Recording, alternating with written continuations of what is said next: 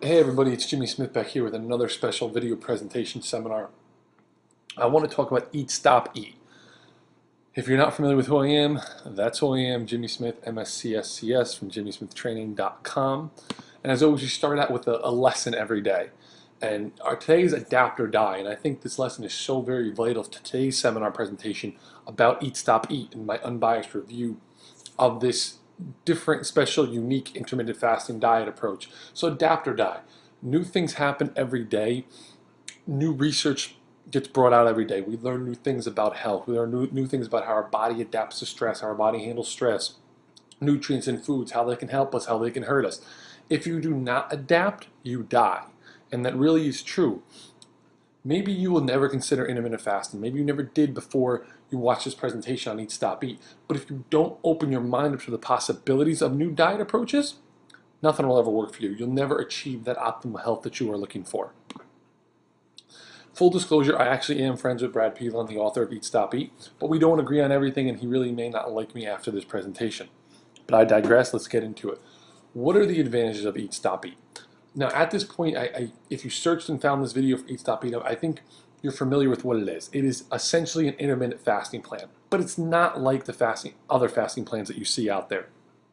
It actually is very structured and is very much in a real-world sense. Essentially, it's an easy diet plan.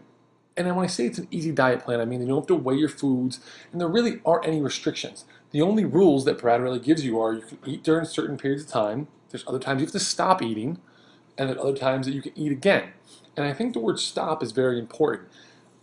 It's not that you're not going to eat, it's you're just taking a break from eating.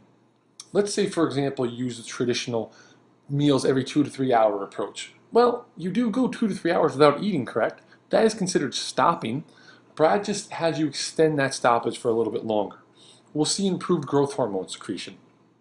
There are research studies after research studies that do validate and do back this up. That growth hormone output will be optimized when you're in a fasted state. For those bodybuilders in the crowd that are listening to this, you guys are fasted when you sleep. Now, I know some of you may wake up to have a branched chain amino acid or a whey protein drink, but for the most part, you are fasted there. For the most part, bodybuilders will even say that it's better to work out or do cardio on a fasted stomach because that burns more fat.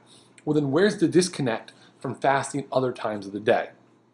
There is some research that will show reduced tumor growth. Now, I'm not advocating Eat, Stop, Eat is a cure-all for any type of ailment you may have, but there is some research that a fasting plan, a therapeutic fasting plan, will reduce tumor growth. We know that detoxification is increased through fasting. We also know that improved nutrient partitioning for anybody out there looking to maximize their body composition. Your body will be more amenable to storing carbohydrates into muscle cells. Your protein synthesis, well, I know people out there are saying, oh, well, I'll kiss my protein synthesis goodbye. My body's going to dip into amino acids right away if I don't eat. That's actually incorrect. Your body will make better utilization of those nutrients during Eat, Stop, Eat with that nutritional approach. The big question is, this is the real world. We don't unfortunately live on the internet. The internet's not about, you can read articles on the internet about how you should do things, but the real question is, what can I do every day? The big question most people have is, will I feel weak? Will I feel weak from not eating for 8 to 12 to 14 hours? And quite honestly, that depends on you, that depends on multiple factors, but you have to try. Generally, I do not feel weak if I fast.